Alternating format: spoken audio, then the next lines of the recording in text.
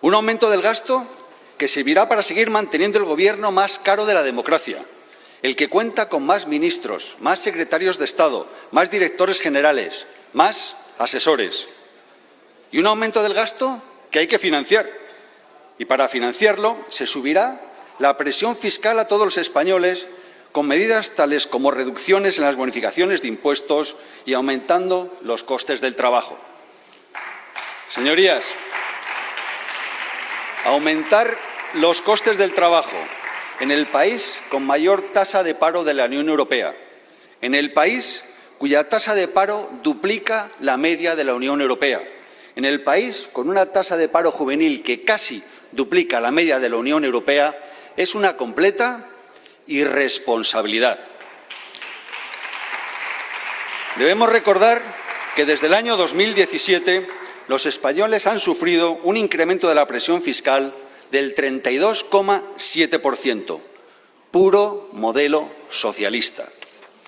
Una elevada presión fiscal que pone de manifiesto el Instituto de Estudios Económicos, que demuestra que España registró en el año 2022 el mayor esfuerzo fiscal entre las economías avanzadas. Sitúa este esfuerzo fiscal un 52,8% por encima del promedio de la Unión Europea. Y que no nos puede extrañar comprobar cómo en el año 2022 retrocedimos 9 posiciones en el Índice Internacional de Competitividad Fiscal, elaborado por la Tax Foundation, y situarnos en uno de los 5 países con peor competitividad fiscal de la OCDE. Y, señorías, estar en la 5ª peor posición en competitividad fiscal no favorece que llegue la inversión y el talento a nuestra nación, sino todo lo contrario. No favorece tampoco la inversión la existencia de un gobierno débil, de un gobierno que toma decisiones políticas que suponen un golpe al Estado de Derecho, a la separación de poderes, a la seguridad jurídica y a la unidad de nuestra patria. Y en este escenario, el Gobierno nos presenta un plan de reequilibrio que el Grupo Parlamentario Vox reclamó en numerosas ocasiones en la anterior legislatura. Un plan de reequilibrio muy poco trabajado y que se dedica a hablar del pasado y no del futuro. Un plan de reequilibrio sobre el que la propia AIREF advierte, entre otras cosas, que no incluye la información prevista en la Ley de Estabilidad, que no recoge explícitamente el cuadro macroeconómico que subyace a la senda fiscal planteada, que no contiene medidas que sustenten la reducción del déficit hasta el año 2026.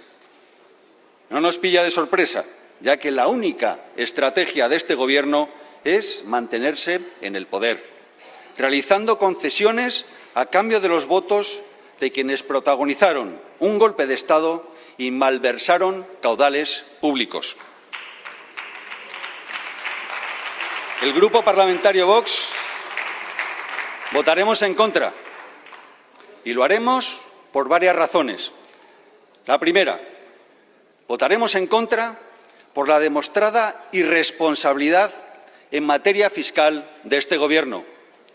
Segunda, votaremos en contra porque el plan de reequilibrio adolece de credibilidad al no contener medidas que sustenten la reducción del déficit hasta el año 2026. Tercera, votaremos en contra porque estos acuerdos son la excusa para seguir con el despilfarro político, porque olvidan que responsabilidad en la gestión significa gastar bien, no gastar mucho. Cuarta, votaremos en contra porque no se plantean medidas para eliminar gasto político superfluo e improductivo y lograr no solo reducir el déficit público por debajo del 3%, sino equilibrar las cuentas públicas y comenzar una verdadera reducción del montante de la deuda pública. Quinta, votaremos en contra porque estos acuerdos son la base para justificar el aumento de la presión fiscal, un aumento que perjudicará a las familias, a las pymes, a los comerciantes, a los autónomos. Un aumento que, sumado al efecto de la inflación y de su decisión de no deflactar las tarifas del IRPF, supondrá una menor renta disponible para todos los españoles. Y, señorías, reducir la renta disponible en el cuarto país de la Unión Europea con mayor tasa de pobreza es un completo despropósito. Sexta, votaremos en contra porque tenemos serias dudas de la capacidad de gestión de un Gobierno sometido al chantaje continuo de los golpistas, de los independentistas y de los herederos de la ETA. Votaremos en contra por las anteriores razones y porque la única condición indispensable para asegurar la sostenibilidad de las cuentas públicas es que ustedes se vayan. Muchas gracias.